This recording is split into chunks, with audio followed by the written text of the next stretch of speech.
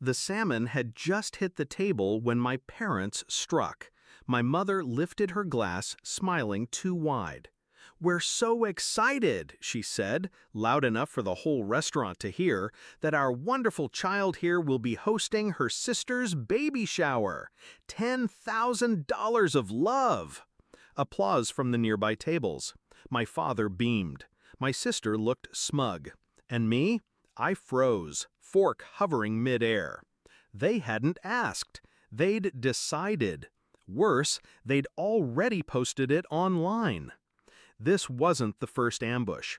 With my parents, love was always conditional. Money, favors, appearances, they called it family duty.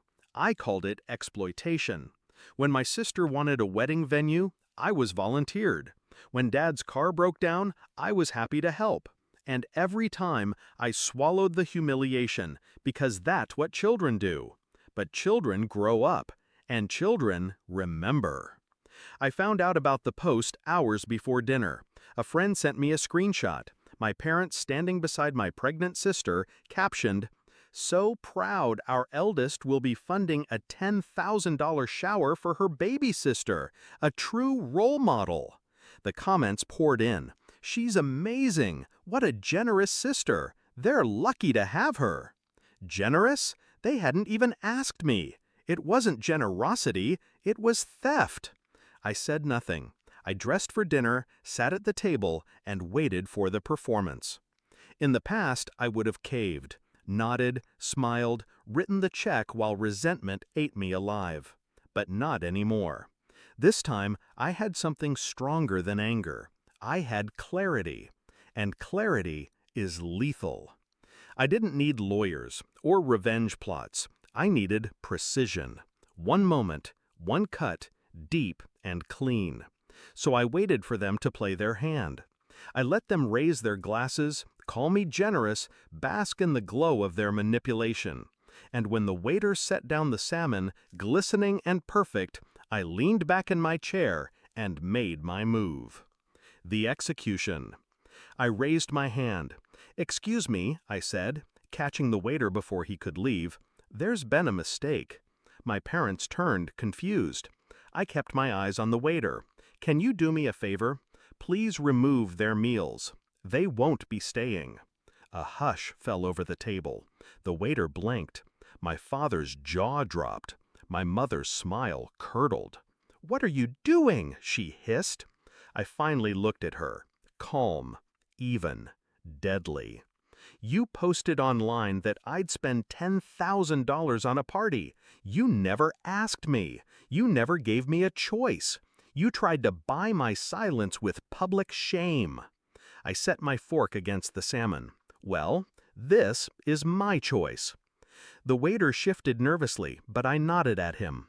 "Take their plates. Leave mine." He obeyed. 3 dishes vanished from the table. Only my salmon remained. My sister sputtered, "You can't be serious!" I cut into the fish, slow and deliberate.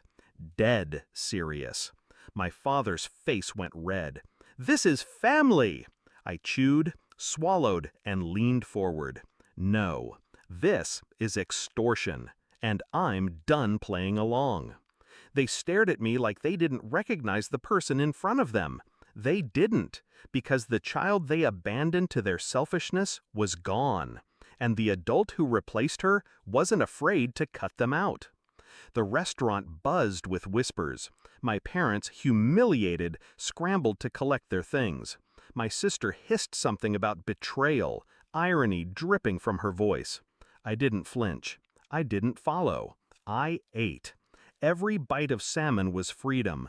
Every scrape of my fork was revenge. When the check came, I paid only for myself. And I tipped well, for the waiter who carried out my sentence.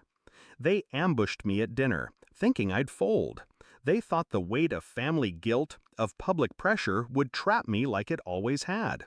But they miscalculated. I no longer feared their disapproval. I no longer needed their love. They wanted me to host a $10,000 baby shower. Instead, I hosted their downfall in front of strangers, and I enjoyed every mouthful. because the truth is simple. They can post whatever lies they want, but only I decide the cost. And that night, the only thing I paid for was salmon.